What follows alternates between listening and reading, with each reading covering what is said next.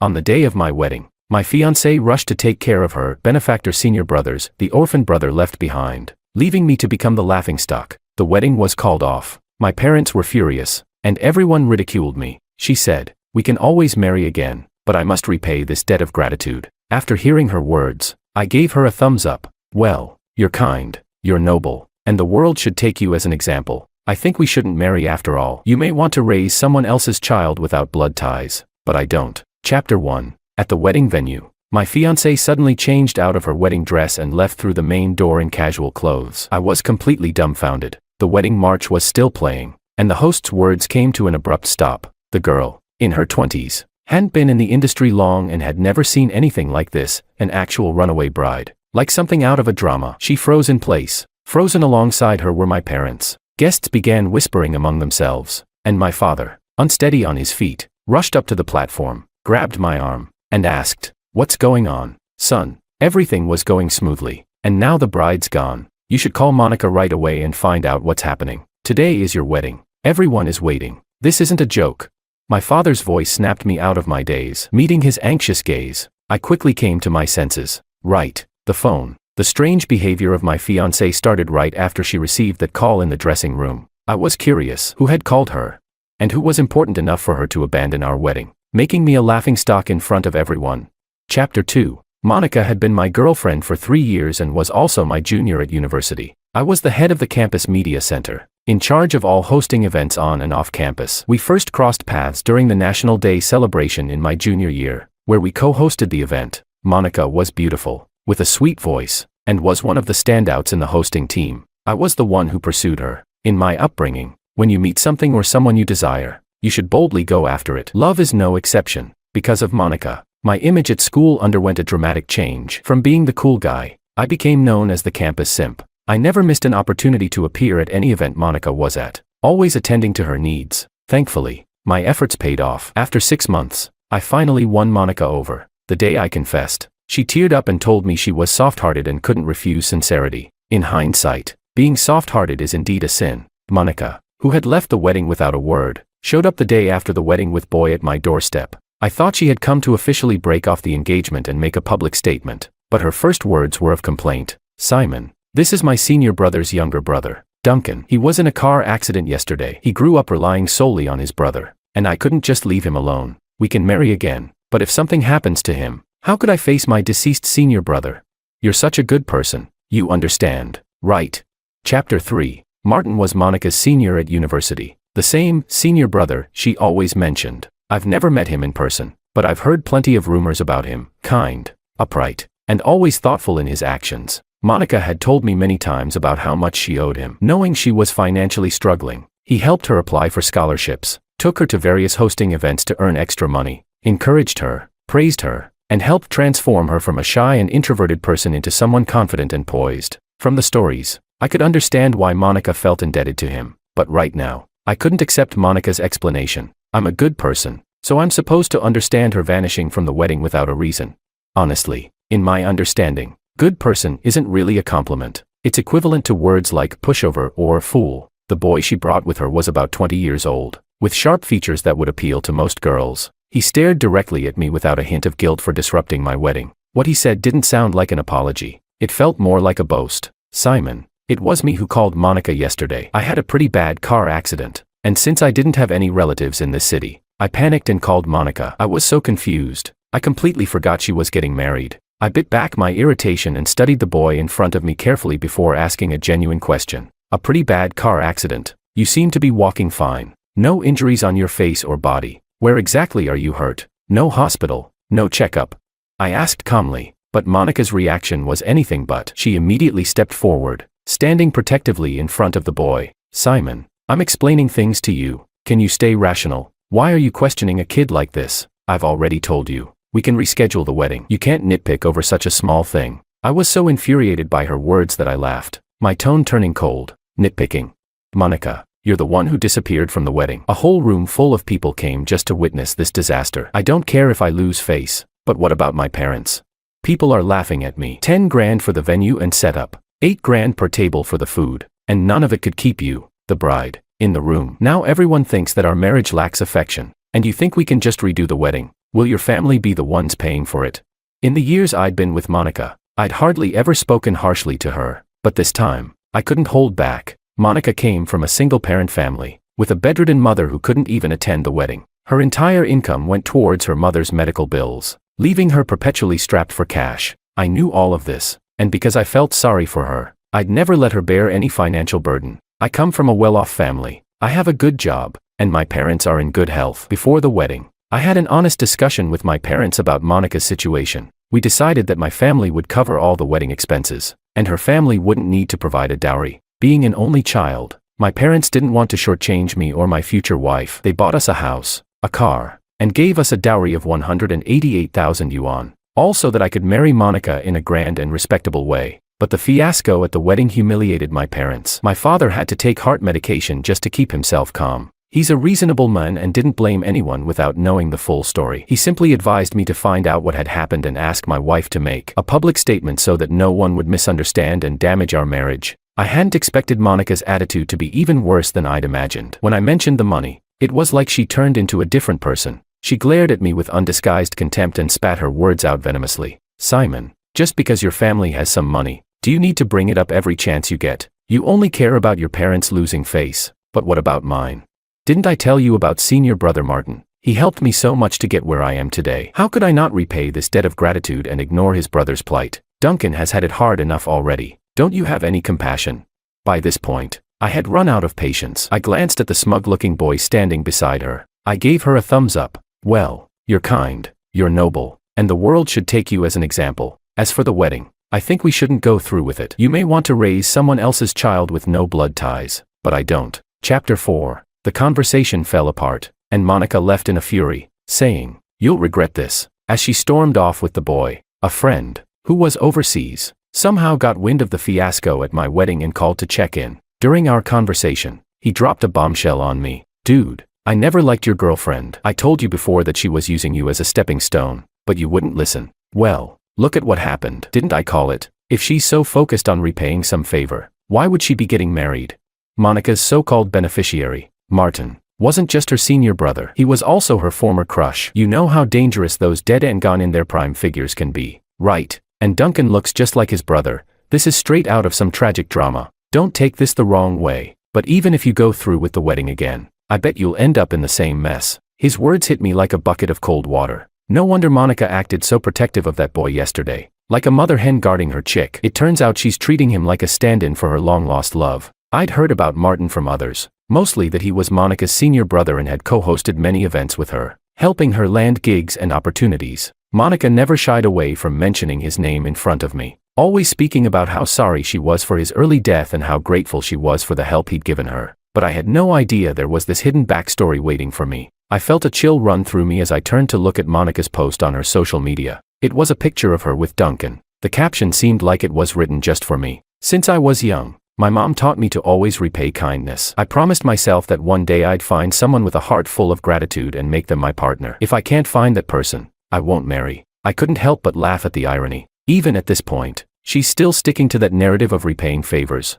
If she wants to repay so badly, then I'll let her repay to her heart's content. Chapter 5. I reached out to one of my university professors to get more information about Martin's family situation. It wasn't too different from what Monica had told me. Their family was indeed struggling, but the poor, helpless younger brother that Monica spoke of wasn't as innocent as she made him out to be. The professor's description was alarming. "Simon, why are you asking about him? Let me tell you, stay out of his family's affairs. Martin was a good kid, but his younger brother is nothing but trouble. He dropped out of high school and started hanging out with the lowlifes from South Alley. He's either fighting, gambling, or worse, soliciting prostitutes. He only shows up to ask his brother for money. Word has it that the debt collectors are banging on his door now. He even wrecked a car recently. If you see him, keep your distance. You don't want to get dragged into his mess." Debt collectors, a car accident. I felt a knot tighten in my chest. Why did this all sound so familiar? The funny thing is, the car Monica drove away from the wedding in was mine. When I got back to the apartment, I went straight to the underground garage, intending to pull the dashcam footage and see for myself this serious car accident Duncan was talking about. And wouldn't you know it, I ran right into Monica and Duncan, loaded down with bags of groceries. As they were heading upstairs, my mind went blank for a couple of seconds. Monica tilted her chin at me, speaking in a proud tone. "Simon, Duncan's such a good kid. He feels bad for causing issues between us. So he went out and bought all this stuff to make it up. I've thought it over too. What happened at the wedding was my fault. Don't be mad. Let's have dinner and talk it out. Seeing that I didn't respond, Monica grabbed my arm, pouting and playing coy. Honey, you know me. I just have a bit of a temper. Whatever I said back then, I didn't mean it. We've been together for 3 years. How can we just call off the wedding like that? There were reasons for what happened at the wedding. Duncan and I are both willing to sincerely apologize. Please, be the bigger person and let this go. We still have a future together. Just as I was about to respond with a retort, I caught a glimpse of the fleeting irritation on Duncan's face. I immediately shifted my words. Let's go upstairs first. Duncan, eager to please, rushed over and grabbed the bag out of my hand. Brother-in-law, you and sis go on ahead. I'll take care of these things. Monica reached out to pat his head, looking smug. See, didn't I tell you Duncan's such a good kid? He's so obedient. If it weren't for the two of them standing right there, I swear I would have thrown up. Watching them walk ahead, Southwest cozy and close, I curled my lip in a bitter smile. Tattoos, piercings, reeking of smoke and alcohol, and he's a good kid. If this kid ends up betraying her, I sure hope she doesn't come crying to me. Chapter 6. I had no appetite for dinner that night. From preparing the food to washing the dishes, I barely spoke and didn't offer any help. The reason, before we entered the apartment, Duncan had proudly claimed that he'd been through tough times and could handle anything. So, I casually said, well, then why don't you take care of preparing dinner and washing the dishes tonight? And promptly assigned him to the kitchen. He couldn't come to my house and leave without doing something, right? Monica shot me a disapproving look. Simon, seriously, who asks a guest to cook? He's just a kid. What can he do? Duncan's face stiffened at my words, but after hearing Monica, he quickly changed his expression and started comforting her. Oh, it's no big deal, sis. Ever since my brother passed, I've had a rough time. I've had to cook and take care of the house myself. Maybe Simon can't cook, just wants to try my cooking. Don't worry, sis. I'm good at taking care of things. I didn't respond, just glanced at Monica with a cold look. Her expression turned slightly awkward. Clearly, Duncan didn't know me well enough. He had no idea how I earned the title of simp back in the day. I had cherished Monica so much that I ignored the burdens her family placed on me and overlooked her indifference toward me. I never let her lift a finger around the house. After we moved in together, I handled all the cooking, while Monica spent her evenings lounging on the couch, shopping online or binge-watching shows, waiting for dinner to be served. Duncan's attempt to stir things up was misguided. Seeing that neither Monica nor I responded to his words, he sheepishly slinked into the kitchen. I had planned to have a serious talk with Monica, but before I could get a word out, she couldn't bear to see Duncan alone in the kitchen. She got up and went to help him. I stared at her warmly engaged back, and for a moment, I was lost in thought. That kind of thoughtfulness, I'd never received it. Even when I had a high fever of 39 degrees and was still worried about preparing food, Monica would simply lie in bed and offer a half-hearted, "Thanks, you're working hard," as if it were just a formality. And now, here she was, someone who'd never so much as sliced a piece of fruit, volunteering to make a dish as complicated. At that moment, I suddenly had a clear realization. Monica and I were completely finished. Looking back over the past 3 years of our relationship, was she really with me out of love? No, she stayed with me for many reasons: money, care, tolerance, but love, that was never part of the equation. Chapter 7. The dinner ended without much fanfare, but the strange atmosphere between the three of us didn't dissipate even after the meal was over. The clock on the wall pointed to 9 p.m., but Duncan, after washing the dishes, showed no signs of leaving. He sat beside Monica, obediently peeling fruit for her. Monica glanced at me cautiously several times before speaking. Simon, look at how considerate Duncan is. Doesn't he remind you of Leo? Leo was my cousin, who had never liked Monica. When he found out I was going to marry her, he was so upset that he didn't even attend the wedding. I was surprised that Monica would mention him so out of the blue, but the reason quickly became clear. Didn't you say the other day that you're short on an assistant? Duncan's smart and reliable, so why not let him work at your company? And since he's had some trouble recently and can't stay at his old place, our guest room is free. He could live here, and you two could carpool to work. It'd be convenient. I was stunned by Monica's suggestion and stayed silent for a long time, processing what she had just said. When I finally spoke, my voice was cold and devoid of emotion. Did you see the job posting I put up? Bachelor's degree, 2 years of work experience, proficiency in Excel and PowerPoint. Does he meet those requirements? If he does, fine. Bring his documents, and he can come for an interview tomorrow. Don't talk about arranging anything. I still have to consider what's best for the company. Even if he meets the qualifications, he'll need to go through 3 rounds of interviews with HR. If he passes, then we'll talk. My words left both Monica and Duncan speechless. Duncan forced a smile and tugged at Monica's sleeve. Sis, if Simon doesn't want to, it's okay. Don't push him because of me. My brother used to say that heroes aren't judged by their background. Sure, I don't have a high education, but no matter where I work, I'll put in the effort. With that, he pretended to wipe away non-existent tears. Seeing his act, Monica's expression changed, and she angrily lashed out at me. Simon, how did I not realize before that you're such a materialistic person? All you ever talk about is education. Money. Do you even care about how other people feel?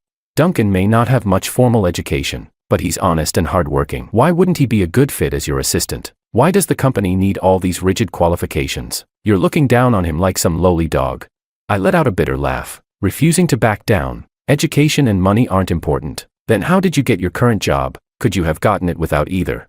Monica fell silent, at a loss for words. I had reached the end of my patience and decided to end it once and for all. Please take your benefactor's brother and leave. Go repay your debt wherever you want. Just don't bother me anymore. The guest room. That's for actual guests. I don't know him, and we're not family. And let me make myself perfectly clear, we're done. I'm not joking. The car is mine. The house is mine. If you want to take your things, do so. Leave the car keys, and I'll change the door lock code. Monica, let's not see each other again unless absolutely necessary. Chapter 8. Monica was stunned by my response. It seemed that only now she realized I wasn't joking when I said we wouldn't be getting married, but she was too proud to admit defeat in front of Duncan. So, with him in tow, she stormed out. Not even 30 minutes after she left, I received a notification on my bank account. Your XX bank account was charged 899 yuan on August 17, 2024. At the same time, my membership account at a certain 5-star hotel gained 899 points. I was speechless. I didn't know whether to laugh or cry. She acted tough, but when it came to spending money, she didn't hesitate. Even after everything that had happened, she was still using my money to book a room at a 5-star hotel for someone else. Incredible. I immediately canceled the family card and called the bank to freeze the credit card I had given to Monica.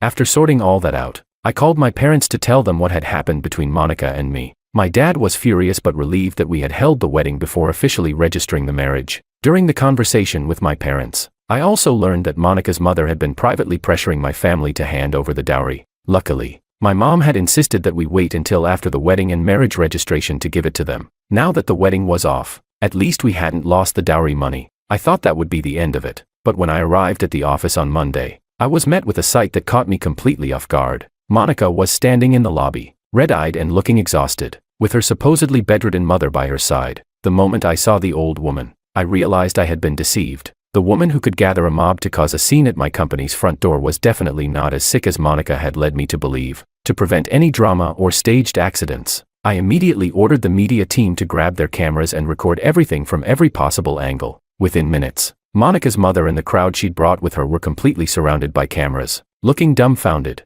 standing at the center, I signaled them to continue their performance. Don't stop now. If you're going to make a scene, do it right. I need this footage for the media. Louder. Don't be shy.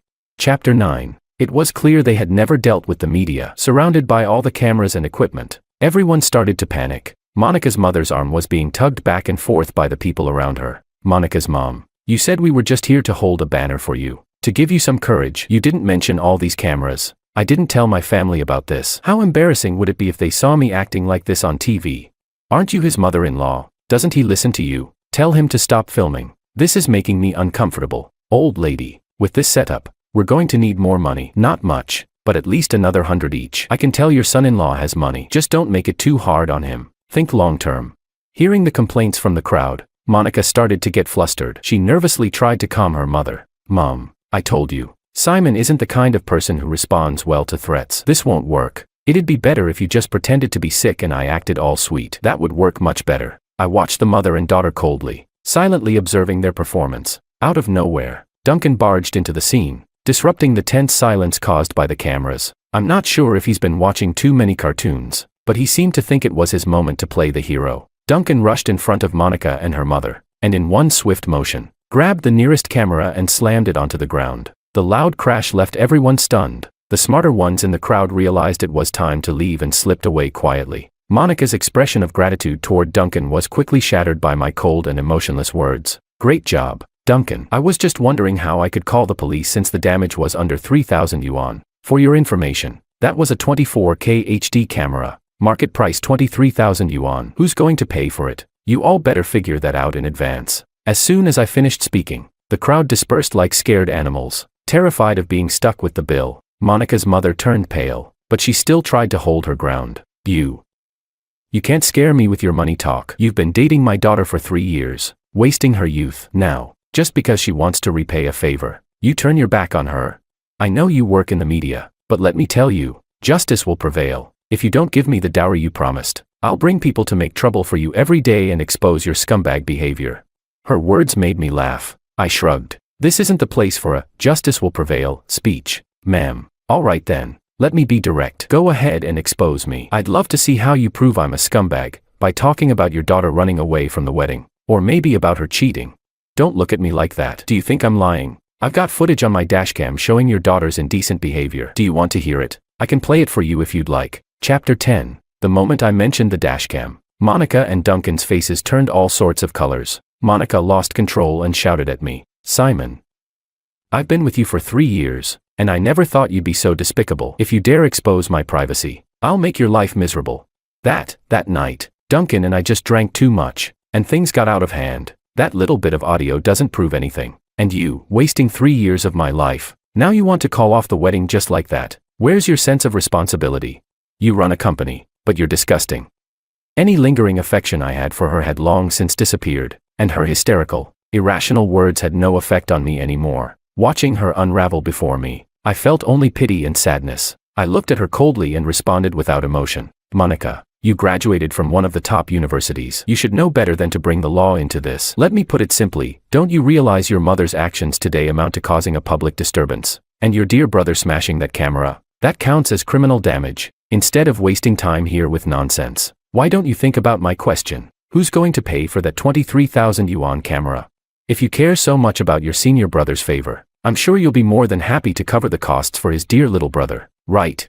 At that moment, Duncan lived up to his reputation, playing his part perfectly. He clung to Monica's arm, pleading for help. "Sis, I only smashed the camera to protect you. You know my situation. I can't afford to pay for something that expensive. You have to remember how much your brother helped me. He'd be furious if I had to suffer like this after everything." Monica hadn't even had a chance to respond when her mother snapped. She pulled Monica away and slapped Duncan across the face. The loud smack echoed through the hall, followed by her furious yelling, "You little brat, if it weren't for you, my daughter wouldn't be in this mess.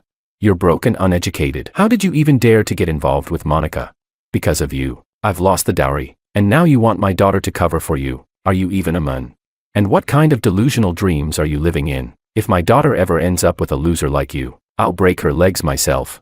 I could see the shift in Duncan's eyes, and I quickly signaled my team to step back. The police, who had just arrived, noticed something was wrong with Duncan too and rushed in to intervene, but it was too late. Duncan pulled a knife from who knows where and stabbed it deep into the old woman's chest. As he stabbed her, he cursed violently. "You damn old hag, who do you think you are, talking down to me like that? You think I'm soft? You think your daughter is some pure angel? She's been sleeping with me behind your back, even though she has a fiancé. You think she's repaying a favor? She's just into my face because I look like my brother. Well, I'm already buried in debt. I can't pay 23,000 yuan, so why don't we just die together? We'll go see my brother in hell." Monica screamed and shut her eyes at the horrifying sight. The police tackled Duncan quickly and restrained him, while paramedics rushed in to take Monica's mother to the hospital. As Monica, looking broken and terrified, was led away by the police, she reached out helplessly. Just like on all those nights when she was afraid of the dark, she reached out to me for help. "Simon, I'm so scared. Can you help me? I didn't know Duncan was like this. I know I was wrong. I'm really scared." I gave her a contemptuous smile. "Now you're scared? It's too late, Monica. I'm scared too. You're the kind of person who terrifies me." Chapter 11. Witnessing a murder firsthand, it's impossible to say it didn't affect me at all, but knowing Duncan's nature as a societal parasite, I had a certain psychological expectation for his behavior. It's ironic, really. Mrs. Song, who had maintained her image of being frail for years, now had it come true. She was stabbed 3 times in the abdomen, all life-threatening, and is now in a vegetative state, kept alive only by 4 fluids. Monica's salary of over 4,000 yuan a month clearly won't be enough to support her. When I heard that Monica resigned from her job at a friend's company, I wasn't surprised. She had always been someone who cared deeply about saving face. The impact of the assault case was significant, and the media coverage didn't blur her identity enough. Everywhere she goes now, People gossip, especially since she worked at a company owned by her ex-fiancé's friend. Knowing I would never forgive her, she hasn't appeared in front of me again. She only sent a letter through a mutual friend, claiming it was to express her apology. I didn't even bother reading the letter and told my friend to deal with it however he saw fit, adding one simple reply. This isn't the time to write apology letters. I get dizzy reading. I don't care for them. I know very well that I sincerely loved Monica once. I gave her endless kindness and tolerance. In this melodrama, disguised as repaying a favor, I gave her many chances. Even at the beginning, I reminded her multiple times that even if she wanted to repay a favor, she should first check if the person truly deserved it. She never listened. Instead, she constantly accused me of being narrow-minded and not kind enough. Was I truly not kind? If I had really been unkind, this whole conflict would have exploded the night I got the dashcam footage. I should have exposed this entire farce at the wedding. But I thought of her, the girl I had truly loved, preserving the last shred of dignity for her as a woman, while completely removing her from my life, was the best solution I could think of. I remember, during the first year of our relationship, Monica asked me a question. If one day she made a mistake so outrageous, so irredeemable, what would I do? At the time, I answered that I would keep the last bit of beauty intact and let her disappear completely from my world. I kept my word. The one who should feel regret is not me. The next time I encountered Monica was 4 years later. I was out shopping at the mall with my wife when a clumsy saleswoman bumped into me. I quickly reached out to steady her and asked cautiously, "Are you okay?" The haggard woman raised her head, her expression a mix of shock and panic. My wife, who had her arm looped through mine, leaned in and asked curiously, "What's wrong? Honey, do you know her?" The woman in front of me stumbled and hurried away. I smiled faintly and tightened my grip on my wife's hand. I responded gently, "No, I think she mistook me for someone else. Come on, let's go buy something for the baby." To give up my chance to enter Peking University for Anna, only to later overhear her laughing with someone, saying, "Elias, that idiot bookworm, I've got him wrapped around my finger. He even enjoys every moment of it." I didn't make a scene. I simply let go of any childish fantasies about love as an orphan. I worked myself to the bone, made it to Southern University, and joined the most promising research lab. Later, I heard she broke off her engagement publicly. At her engagement ceremony, she announced that I was her unforgettable first love. Without a shred of dignity, she threw away everything to pursue me. But by then, I was with Victoria, the most beautiful, understanding girlfriend I could ask for. I would spoil her to the ends of the earth, forever. Chapter 1. Elias, I can't figure out this problem. Can you explain it to me? The girl in front of me had delicate features and fair skin. Her eyes curved into a soft, friendly smile that was hard to resist. Her beauty was mesmerizing. I found myself briefly stunned. Elias. Oh, of course. I quickly gathered my scattered thoughts, picked up the pen, and started writing down the steps on a scrap piece of paper. Look, when you convert this to a logarithmic form, it's easier to solve. Anna's eyes lit up. Elias, you're so smart. If I were as clever as you, I'd definitely get into Peking University too. I met Anna for the first time in the library. Sunlight poured in through the towering library windows, casting warm light across my table, which was already piled with books. The atmosphere carried a stillness and the smell of knowledge, so quiet that only the rustling of pages could be heard. I was so engrossed in my books that I hardly noticed anything happening around me, until a book fell on the table beside me, breaking my concentration. I looked over, and there she was, standing by the bookshelf across from me, a little embarrassed. "Oh, sorry, I didn't notice you there." Anna's voice was soft, with a touch of apology. I waved it off, showing I didn't mind. "No worries. The library is big enough. A little noise now and then is fine. You're Elias, right? I know you," she said, seeming to want to start a conversation. I looked up, trying to recall, but no memory of a girl this striking came to mind. "I don't think I know you." She laughed softly. "Big shot Elias. I'm Anna. You really don't pay attention to who's always second place on the leaderboard, do you?" Her words triggered a vague memory. I did recall that the name right below mine in every exam was always Anna. Chapter 2. After that first encounter in the library, I started noticing Anna around me more often. "Elias, I solved the last question on the math test," Anna exclaimed excitedly to me. "That's amazing. Now I'm under pressure to keep up with you," I replied happily. She giggled, her eyes curving into little crescents. Scenes like this weren't rare between us anymore. Ever since she transferred to our class and asked to sit beside me, our relationship seemed to grow closer, and I could feel my feelings for her becoming less platonic. As an orphan, I'd never felt love from anyone. Anna's bright smile made me fall for her bit by bit, though I had no idea how to love someone in return, so I did my best to meet her every request. "Elias, your breakfast looks so good. Can you bring me one next time?" "Elias, I don't know how to solve this question. Can you help me?" Elias, can I borrow your notes from last class? Taking notes is such a hassle. Every time she looked at me with those clear eyes and smiled, I would agree without a second thought. I must have been crazy. The orphanage didn't provide much money for living expenses, so if I wanted to buy something for Anna, I had to earn it myself. Fortunately, with my 2 years as top of the class, I found a part-time tutoring job, going every day after school to help others. I barely returned to the orphanage dorm by midnight most nights. When my dorm mate, Eric, found out, he shook his head repeatedly. You're such a simp. If that's what I was, then so be it. I enjoyed every moment of it. Chapter 3. After morning reading, I rushed to buy breakfast for Anna. On my way back, I saw Duncan, the notorious school bully, walk out of our classroom for some reason. Top scholar, buying breakfast for Anna again. He spotted me and gave a teasing smile, with a barely noticeable glint of mischief in his eyes. A strange discomfort rose in my chest, but I ignored him and walked straight into the classroom. Elias, you actually got me the steamed buns from the place I mentioned yesterday. You're the best. Anna's voice was as bright and refreshing as morning dew, clear and cheerful. I didn't respond, just looked at her. Sensing something was off, she smiled and asked, "What's wrong? Stayed up too late studying last night?" I didn't answer her question. After hesitating for a moment, I softly asked, "Was Duncan here to see you?" Her smile froze, a bit of embarrassment flashing across her face.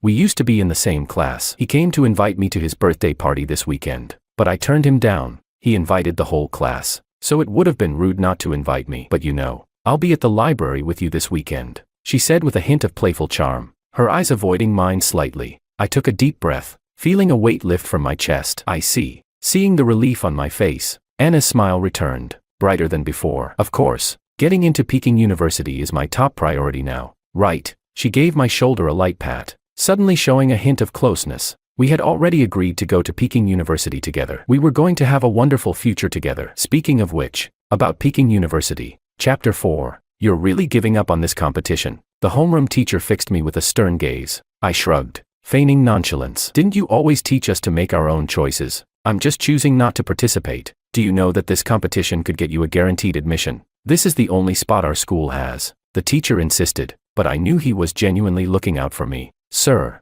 my grades are good enough to get into Peking University on my own. Whether I join this competition or not makes no difference. I tried to explain calmly, though I could hear a faint trace of avoidance in my own voice. The teacher sighed, taking his glasses out of his pocket and wiping them. With your grades, getting into Peking University is just a matter of time. But this competition holds such high value. Giving it up would be a huge loss. I shook my head, doing my best to keep any emotion from showing. Sir, I don't care about that. Finally, he sighed, realizing that nothing he could say would change my mind. Then call Anna in, please. If you're not participating, she'll have to take the spot. Anna wanted to get into Peking University so badly. She'd be thrilled to have this chance. I walked through the noisy hall, lightly tapping Anna on the shoulder. Anna, the teacher wants to see you. Anna looked up, confused. Really? What for? It's probably about the competition. A classmate nearby teased with a whistle. Anna, is it time for the top spot to change hands? Anna burst into laughter, her innocent smile like light dancing under the bright sunlight. Hurry along. Don't keep the teacher waiting, I said, trying to keep my voice steady, though my heart was oddly stirred. Anna walked lightly toward the homeroom teacher. My heart sank, feeling both happy for her and bitter in a way I couldn't explain. It wasn't until I saw her coming back, beaming with the registration form in her hand, that I quietly told myself, this is for the best. Chapter 5. Anna bounded up to me, her eyes sparkling yet carrying a hint of unease, making my breath catch. This competition spot was specially arranged for me, wasn't it? Anna's voice rang out near the autumn field, clear against the background sounds of basketballs bouncing on the sports field. I swallowed nervously, feeling a lump in my throat, unable to say a word. She seemed to notice my discomfort but only grew more excited, as if she'd just won a grand prize. You gave up on purpose, didn't you? I barely nodded, not really admitting it but not denying it either. A swirl of emotions churning inside me. Thank you. She leaned in and gently hugged me, whispering in my ear. I stood there dumbly, not knowing what to do, feeling her hair brush against my cheek, soft and fleeting like a delicate feather. Too quickly, she let go, as if this closeness had never been hers to keep, leaving me with a hollow sense of loss and confusion. Her laughter rang out, playful as ever. Since you've done me such a big favor, you're now officially my little assistant. If my assignments go astray, it'll be your job to bring them back to me. How could I ever refuse her, especially when she smiled at me like that, melting even my usually stony heart? Of course, I agreed so easily. as if this was a mission I was destined to fulfill. Chapter 6. That weekend, I arrived on time at the coffee shop where we had arranged to meet, my pocket holding the math notes I'd organized all night. I avoided the bustling crowd, doing my best to keep calm and look like I belonged. Then, from inside the coffee shop, I heard her laughter. Look at this fool, giving up the competition spot for me. In less than a month, he'll definitely confess his love.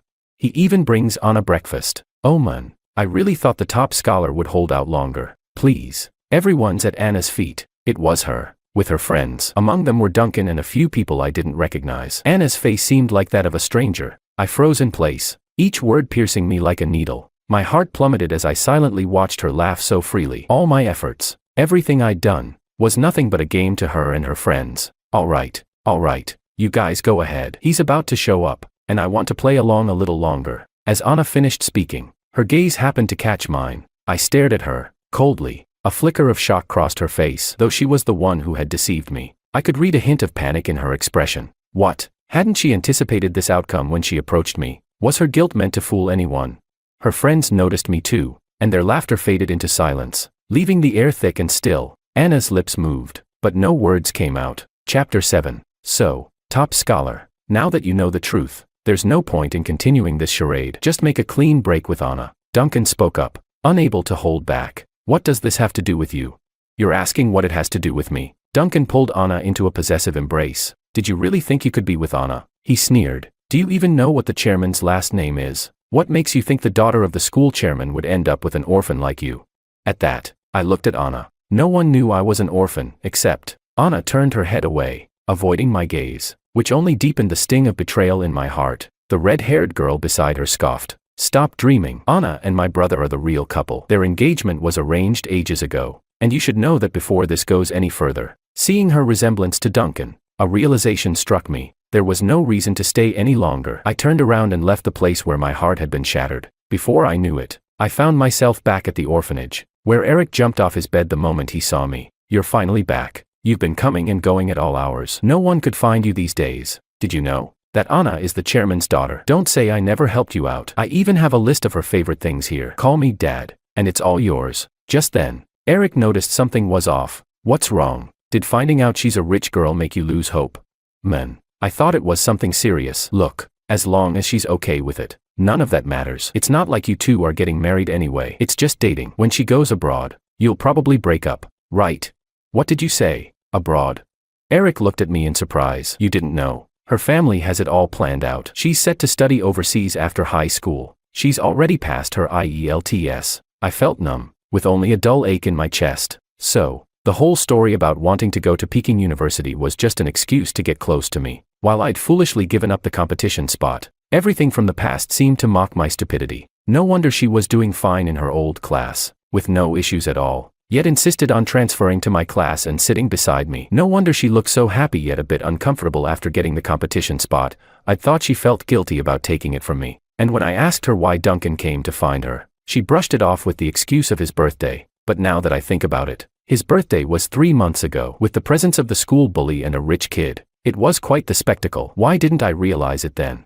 Well, maybe I did notice but chose to ignore it because I trusted Anna. Now that my trust had shattered, the truth was finally revealing itself. Chapter 8. Monday meant school again, and as usual, I was the first to arrive in class. But this time, the lights were already on. Hearing my footsteps, Anna stood up right away. Let me explain. I walked up to her calmly. You haven't filled out the competition form yet, have you? Give it to me. Hurriedly, she dug through her bag and handed me the form. I'm sorry, I didn't actually need to. You can go. I had never spoken to her in such a harsh tone. Her face turned pale, her lips trembled, and she managed to choke out. Elias, you can go, I repeated. Go back to your old class, your old friends. She didn't move, just looked at me with a pitiful expression. An inexplicable anger rose in my chest. Shouldn't you have anticipated the consequences when you accepted that bet? I'm not clinging to you or seeking revenge. Isn't that good enough? Or do you, Ms. Jean, still want to keep playing with me? Her face turned even paler. No, that was just something I said. You know, in the heat of the moment, enough. You know how important this competition is to me, yet you, a pampered rich girl, didn't need it at all. And still, you gladly accepted it for the sake of the bet, didn't you? She seemed ready to defend herself again, but I didn't want to give her the chance. Looking into her eyes, I said firmly, I won't trust you again. I turned and left the classroom. Chapter 9. The days that followed passed as if Anna had never been in my life at all. I approached the homeroom teacher again, who had been incredibly supportive despite my constant changes of heart, even approving my competition registration. Of course, I would treasure this hard-earned opportunity. This time, I wouldn't sacrifice my future for anyone. Finally, I set off to compete. In an unfamiliar place, I was feeling a bit out of sorts, and the nerves hit hard the day before the competition. So, I decided to take a walk in the park near the hotel. While riding the elevator, I unexpectedly ran into Victoria from the neighboring school. Then again, it wasn't that surprising. She and I usually held the top 2 spots in the city and ran into each other often at various competitions. Naturally, she'd be here too. What a coincidence.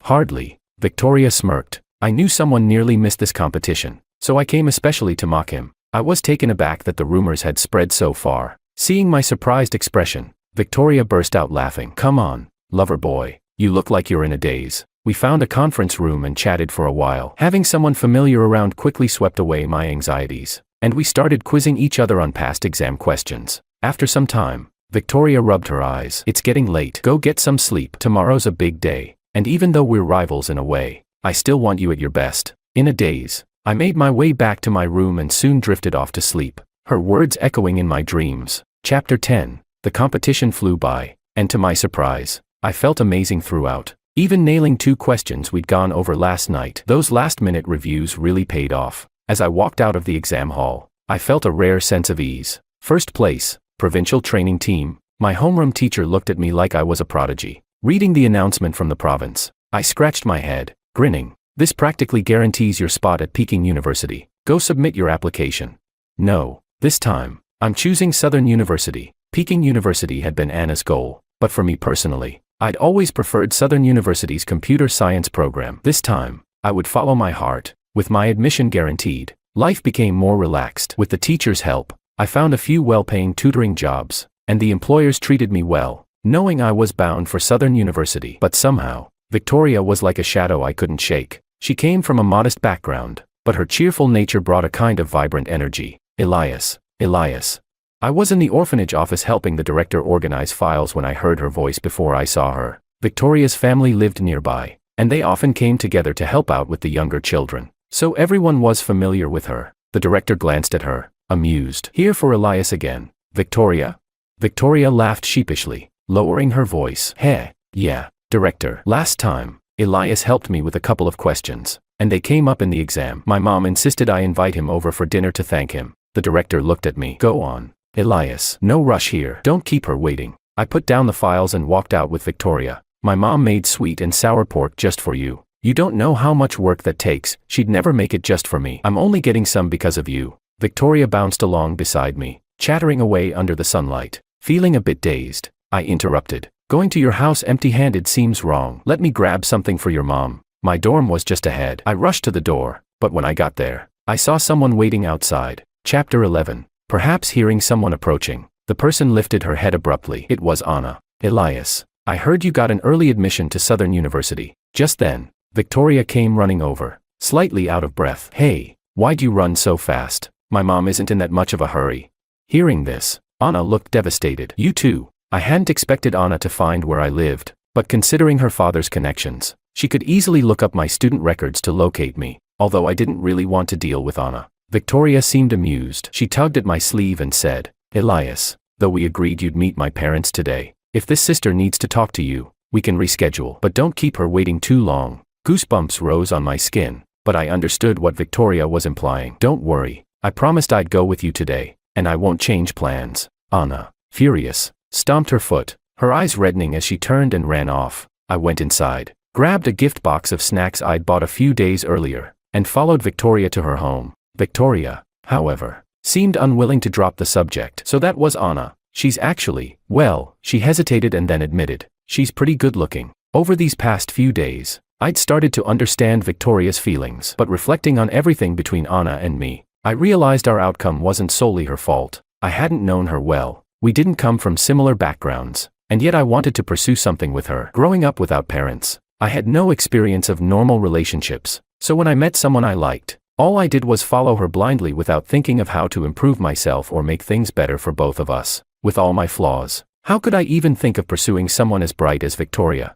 So, I steeled myself and told her, yes, That was the girl I used to like. Victoria pouted. So what? I don't think I'm any worse than she is. Victoria's vibrant, cheerful nature brought energy to everyone around her. She was truly one of a kind and didn't need to be compared to anyone. But you know I'm an orphan. Your parents would never agree to us being together. With my lack of family, connections, or any assets, what parent would want their daughter dating someone like me? But my words didn't seem to have any effect. Orphan or not, how do you know my parents wouldn't agree? They wouldn't. I've never known real love, and I'd be a terrible boyfriend. Victoria looked at me seriously and said, Elias, don't say that. My parents have brought me to the orphanage since I was young, and I don't feel any different from you. Sure, you lack parental love, but love isn't one-dimensional. You have the director's care, and you have Eric and everyone else as friends. These are all forms of love, and with enough love, you'll learn to love others too. So, how about you try loving me? That way, you'll also know how to love back. Her words filled me with courage, but I still didn't know how to face her parents. Would they really be okay with their daughter dating someone like me? Chapter 12. Let's wait a while. Your parents might not approve yet, so don't get too ahead of yourself. Victoria hummed in amusement. Just watch at dinner. My parents adore you. At her house, I set the gift box on the coffee table and greeted her parents nervously. Hello, Mr. and Mrs. Chen. Mrs. Chen had just brought out the last dish. You arrived just in time. Go wash up and sit down to eat. The atmosphere at the table was warm and cheerful, with Mr. and Mrs. Chen and Victoria each sharing funny stories from their day. They constantly added food to my bowl, piling it up so high I couldn't finish it all. Watching their family dynamic filled me with envy. If only this were my family. I shook myself from my thoughts, scolding myself for daydreaming in broad daylight. Please, don't give me any more food. I'm full. Victoria elbowed me playfully. See, I told you my parents really like you. After dinner, I offered to help with the dishes, but Mr. Chen stopped me. Leave them. Don't take my job. Mrs. Chen looked at Victoria and said, Go help your dad. Victoria saluted her mother with a grin. Yes, ma'am, and ran into the kitchen. Mrs. Chen peeled an orange for me. Startled by the gesture, I took a slice, but before I could eat it, she asked, Are you and Victoria dating? I was so shocked that I nearly choked, hastily waving my hands in denial. No, I wouldn't dare have my eyes on Victoria. Mrs. Chen said, Well, if you are, that's fine too. We watched you grow up, and you're a good kid. We can tell. Victoria, too, has feelings for you. She hasn't been able to stop smiling these days, and when she talks to us, every other sentence is about you. A glimmer of hope flickered inside me. Could they really not mind? But then Mrs. Chen added, However, my heart sank, and I couldn't help but ask, However, what? She gave me an embarrassed smile. I heard there was another girl you liked before. If you're not serious about Victoria, then just let it go. I immediately straightened up. No, Mrs. Chen, I really do care about Victoria now. Really? I nodded quickly. Really? Mrs. Chen gave a knowing smile. Victoria, stop eavesdropping. I realized that the sound of water in the kitchen had stopped at some point, and the glass door reflected two figures. Hearing this, Victoria awkwardly slid the door open. Her face flushed. Chapter 13. After officially starting my relationship with Victoria, I joined a research group. In the provincial competition team, a young professor from Southern University's Information Security Lab extended an invitation. I was deeply interested in computer security, certain that it would be a promising field in the future. The research group also provided a salary, and any patents we developed could bring bonuses or be sold to companies. Only by making myself better could I feel confident in offering Victoria a better life. She was like a guiding light, helping me put my life back on track. In September, Victoria started college too, and we were reunited on Southern University's campus. She chose to major in finance and occasionally visited me in the lab, where the senior members loved teasing us. But one day, we had an unexpected visitor in the lab, Elias.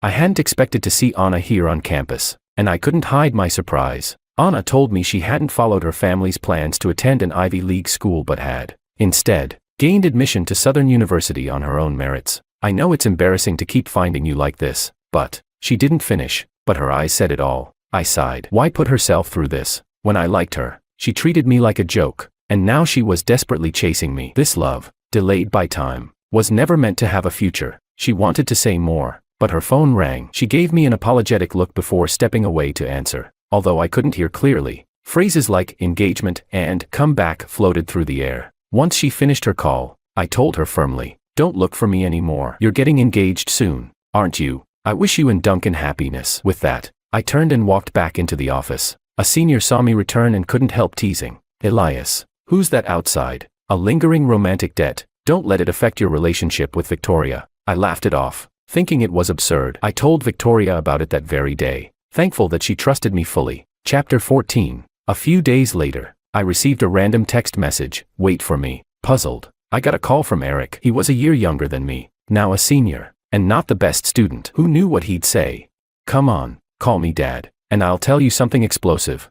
Say it, or I'm hanging up." Seeing that I wasn't playing along, he gave in. "Check out the video I sent you." I glanced at my messages and saw a video. The video showed an opulent hotel lobby. The guests were dressed to the nines, clearly attending an engagement banquet. As the camera panned, it landed on the main stage, where the names read, Anna Duncan. So, it was their engagement party. I was about to stop watching, having no interest in the rest, when Eric urged, "Keep watching." Curiosity piqued by his insistence, I continued. As the video progressed, the atmosphere grew more tense and the crowd thicker until the engagement ceremony began. Duncan stood there in a crisp suit, wearing a smug grin. Anna was next to him in a red gown, her expression serious. When the MC announced the engagement, Anna suddenly grabbed the microphone and said, "No, I won't be getting engaged," and then ran off the stage. I was stunned. "What?" Eric's voice came over the line. "Do you know why she canceled the engagement?" "What reason?" "It couldn't be because of me." "Right. Well, it actually is because of you. I was working at the hotel tonight, and I overheard her telling her parents in the dressing room that she already had someone she loved, and he's here at Southern University. Clearly, she's talking about you." Chapter 15. I felt a little dazed. She had really called off her engagement because of me. Thinking of that text message, an ominous feeling stirred in my heart. Sure enough, that afternoon, as soon as I stepped out of the office, a figure rushed toward me. It was Anna, still wearing the red dress from her engagement party, looking exhausted and disheveled. "Elias, I've called off the engagement. Can you forgive me? Can we start over?" I took a step back. "Anna, I thought you were a smart girl." Anna gave a bitter smile. "At first, I thought I could just go along with my family's plans, return to my world, but I can't forget you. I've already broken off the engagement with Duncan." I sighed and shook my head. "Come on, we're adults. You know we can't go back." "Why?" Anna suddenly shouted, her voice breaking. I had never seen her like this before. "You gave up that competition spot for me, and I can give up everything for you. We're meant to be together." "Anna, maybe I didn't make it clear before, but the moment I found out you approached me because of a bet, it was over between us. When love starts with deceit, it can never end well." Anna started to choke back tears. "Are you really going to do this? I have nothing left, only you." I sighed. "I'm sorry." Thinking I'd softened, she quickly asked, "So, you've forgiven me?" I shook my head. "I still can't accept you. Of course, if you ever need help, I'll do my best to be there. But that's all. This is the best outcome for us." Her eyes reddened. "It's because of that Victoria, isn't it?" "I won't give up." I turned to leave, casting one last glance back at her. There was a hint of madness in her eyes. Chapter 16. These days, my professor had secured a new research project, and the whole lab had been busy. I had much less time to spend with Victoria, so, by the time I realized something was wrong, the project was already over. I invited Victoria to go out for a meal, but she kept turning me down. Her strange behavior made me anxious, so I quietly called her roommate, who informed me that Victoria had been in a car accident and was in the hospital. Terrified, I rushed to the hospital. Victoria's mother was there, watching over her. When Victoria saw me, she seemed surprised. "Hey, it's really no big deal. I just didn't want to worry you while you were busy, so I didn't say anything." Regret filled my heart. "I'm working hard on these projects to give you a better life in the future. If you don't tell me when something happens, what's the point of all my efforts?" At this moment, Victoria's mom interrupted, calling me out of the room. "Elias, I didn't want to say anything in front of Victoria, but do you know who hit her?" I was taken aback. "Wasn't it just an accident?" She told me gravely. "It was that girl you used to like, Anna. She hit Victoria and then fled the scene. They haven't caught her yet." I remembered the crazed look in Anna's eyes that day and understood. "Don't worry, ma'am. I'll take care of this, and I won't let Victoria be harmed like this again." After leaving the hospital, I dialed the number from that mysterious text. "Why did you hit Victoria? Isn't it because of her that you won't be with me? Don't drag anyone else into this. When are you free? Let's talk." There was silence on the other end for about half a minute. "Tomorrow at 5 p.m. Come to this address." She sent me the location. I showed up on time, but before I could knock, I was yanked into the room. It was Anna. She looked like she hadn't slept in days, her eyes bloodshot. She handed me a glass of water. "So if Victoria was out of the way, would you come back to me?" I took a sip of the water. It tasted odd, like something unfamiliar. "Anna, don't make things worse." "Making things worse? I made mistakes before." "Yes, but I know exactly what I'm doing now." Anna looked at me, slowly removing her jacket. I felt something was wrong and tried to open the door, but it wouldn't budge. An uncomfortable heat began to spread through my body. Energy drink with liquor, you can't handle that, can you? I fought to keep control. My body reacted, but my mind was still clear. Just a little longer, I thought. Just a little longer. Sure enough, it wasn't long before the sound of sirens filled the air. I had called the police before coming. There was no way I'd let someone who hurt Victoria go unpunished. As the police escorted Anna away, she looked back at me, her eyes filled with despair. So, we really can't be together. I couldn't help but say, please, stop being so delusional. Anna was ultimately convicted for hit and run. I wanted no further involvement with her and didn't visit her again. Instead, I went to a mall, bought a ring, and spent all the money I had on me. In the hospital, in front of Victoria's mom and everyone else, I knelt by her bedside. Victoria, will you marry me? The girl I loved the most looked at me through tear-filled eyes. Yes, I will.